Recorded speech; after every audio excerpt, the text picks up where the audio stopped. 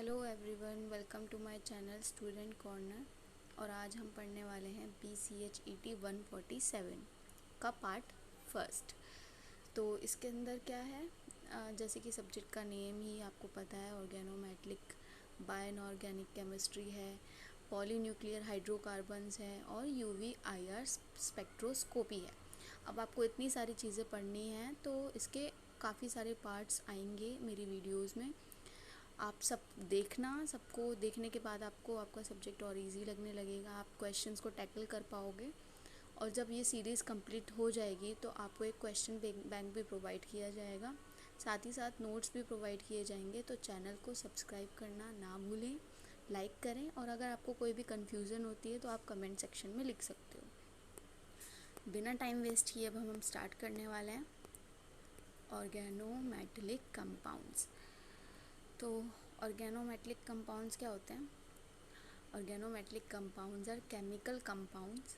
ये chemical compounds हैं जिनमें क्या होता है, एटलीस्ट वन बॉन्ड प्रेजेंट होगा मेटलिक एलिमेंट और कार्बन एटम के बीच में। Even metalloid elements such as silicon, tin, boron are known to form organometallic compounds। तो organometallic compounds किस किस चीज़ से मिलकर बने होते हैं? सिलिकॉन, टिन, बोरोन, इन सब से। They are mostly used in industrial chemical reaction। क्या होता है कि जैसे कि ये एक छोटा सा डॉट आप देख रहे हो, ये आप मान सकते हो कि एक मेटेलिक एलिमेंट है, ठीक है। और यहाँ पर अगर मैं ड्रॉ करूँ तो ये आप मान सकते हो कि कार्बन एटम है, ठीक है। अब इन दोनों के जो बीच में बॉन्ड है ये कोवेलेंट बॉन्ड होगा।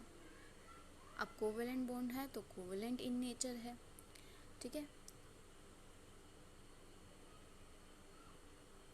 अब हम सेकंड पॉइंट पढ़ते हैं इसका। Generally the bond between the metal atom and the carbon belonging to the organic compound is covalent in nature। जैसे कि मैंने बताया था, दोनों बॉन्ड्स, दोनों एटम्स के बीच में जो बॉन्ड है वो कोवेलेंट बॉन्ड है, कोवेलेंट इन नेचर है।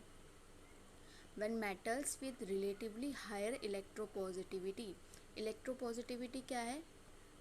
एक मेटल की टेंडेंसी है अपने इलेक्ट्रॉन्स को लूज़ करने की, मतलब उसने अपने इलेक्ट्रॉन्स लूज़ कर दिए तो जो वो उसकी प्रॉपर्टी है उसको हम इलेक्ट्रोपॉजिटिविटी बोलते हैं। Such as sodium and lithium, जो कि सोडियम और लिथियम में होता है। फॉर्म दीज कंपाउंड्स अ कार्बनिक nature is exhibited by the carbon. तो क्या होगा, कार्बन एनायनिक नेचर किसके थ्रू दिखाया जाएगा? कार्बन एटम के थ्रू, जो हमारे साथ मेटल एलिमेंट के साथ बाउंड है ना, कार्बन सेकेंड वाला, वो which is bound to the central atom. Examples क्या हैं इसके ऑर्गेनोमेटलिक कंपाउंड्स के? जैसे कि बेंजीन और क्रोमियम एक कंपाउंड फॉर्म करते हैं, उसको हम ऑर्गेनोमेटलिक कंपाउंड बोल सकते हैं।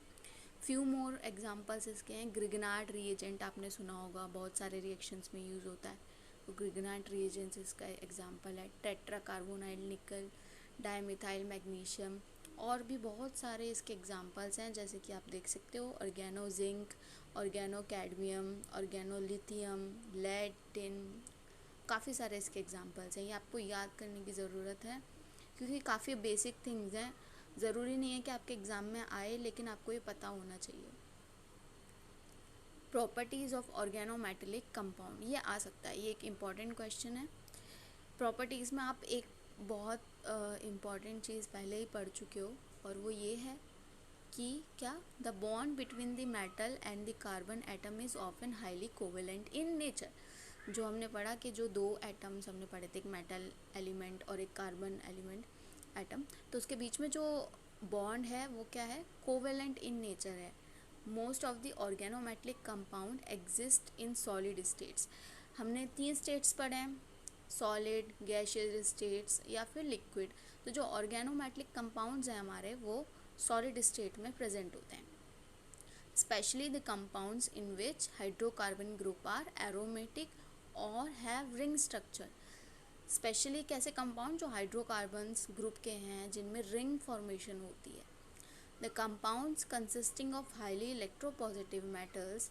इलेक्ट्रोपॉजिटिव मेटल्स क्या थे, मैंने आपको बताया था, जो कि अपना इलेक्ट्रॉन लूज कर देते हैं, जैसे कि सोडियम और लिथियम। ये क्या है, वॉलेटाइल है अपने नेचर में, वेरी वॉलेटाइल। वॉलेटाइल का मतलब ये अपना स्टेट जल्दी से चेंज कर लेते हैं, सॉलिड से अपना लिक्विड में चले गए, लिक्विड से गैसियस स्टेट में, तो ये वॉलेटाइल है। And can go undergo spontaneous compulsion. In many cases, organometallic compounds are found to be toxic to human. Toxic क्या है कि वो टॉक्सिन्स रिलीज़ करते हैं जो कि ह्यूमंस को कैसे भी डिसएडवांटेज, एक इफ़ेक्ट उनके ऊपर नेगेटिव इफ़ेक्ट कॉज करती है, उस चीज़ को हम टॉक्सिक कह सकते हैं। तो ये टॉक्सिक टू ह्यूमंस हैं, ह्यूमंस को कोई ना कोई बीमारी दे सकती है, कोई प्रॉब्लम दे सकती है। तो काफ़ी सारे ऑर्गेनोमेटलिक कंपाउंड्स ऐसे हैं जो कि टॉक्सिक है ह्यूमंस के लिए, specially the compounds that are volatile in nature. Specially ऐसे कंपाउंड जो कि अपने नेचर में वॉलेटाइल हैं, अपना स्टेट चेंज करते रहते हैं, जैसे कि हमने अभी पढ़ा था कौन, सोडियम। सोडियम क्या करता है, वाटर पॉल्यूटेंट एक टाइप का। These compounds can act as reducing agents, especially the compounds formed by highly electropositive matter. जो ये कंपाउंड्स हैं ऑर्गेनोमेटलिक कंपाउंड्स, ये रिड्यूसिंग एजेंट्स की तरह भी काम करते हैं, स्पेशली कंपाउंड्स जो कि हाईली इलेक्ट्रोपॉजिटिव मेटल्स होते हैं।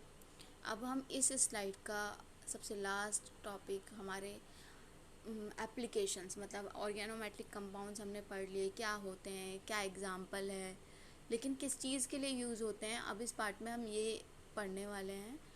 इसके बाद भी काफ़ी सारी स्लाइड्स आएंगी, लेकिन ये सबसे इम्पॉर्टेंट और सबसे बेसिक सी स्लाइड थी हमारी, जिसको पढ़ने के बाद आपको इतना क्लियर हो जाएगा कि ऑर्गेनोमेटलिक कंपाउंड्स होते क्या हैं।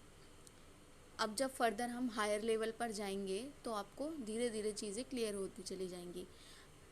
अगर मैं आपको हायर लेवल से पढ़ाना शुरू करती तो आपको बेसिक्स नहीं पता होते, इसलिए मैंने बहुत ही बेसिक थिंग्स इस स्लाइड में रखी थी। अब हम पढ़ने जा रहे हैं यूजेस।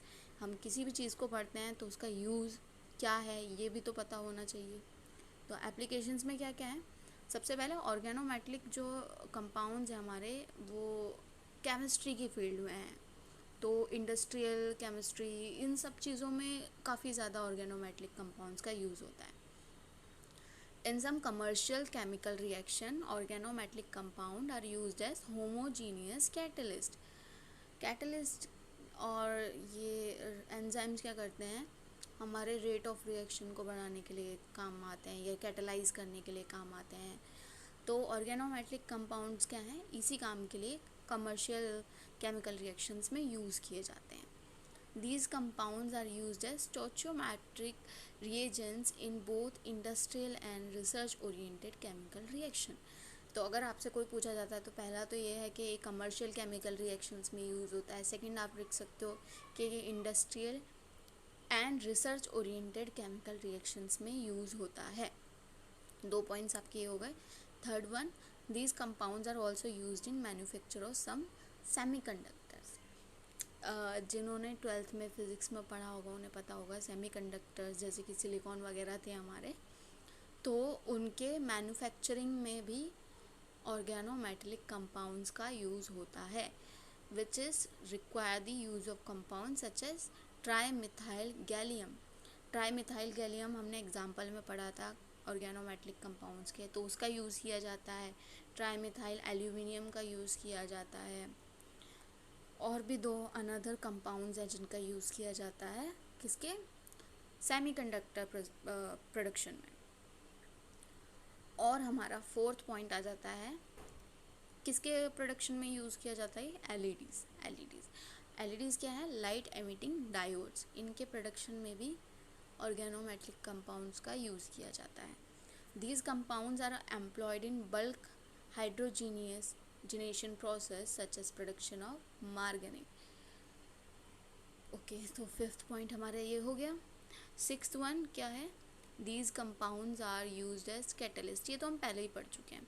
काफ़ी चीज़ें हम लोग बेसिक्स में पढ़ चुके हैं जो कि आप प्रॉपर्टीज़ में लिख सकते हो, जैसे कोवेलेंट नेचर हो गया उसका ये। और एप्लीकेशंस में क्या है कि ये कंपाउंड कैटलिस्ट की तरह के यूज़ किए जाते हैं। And reagents during the synthesis of some organic compounds. और काफ़ी ऑर्गेनिक कंपाउंड्स के सिंथेसिस में भी इसको यूज़ किया जाता है। The complexes formed from organometallic compounds are useful in facilitation of synthesis of many organic compounds। 5 to 6 points आपके इम्पॉर्टेंट ये हो गया, एप्लीकेशन को आप डिस्कस कर चुके हो।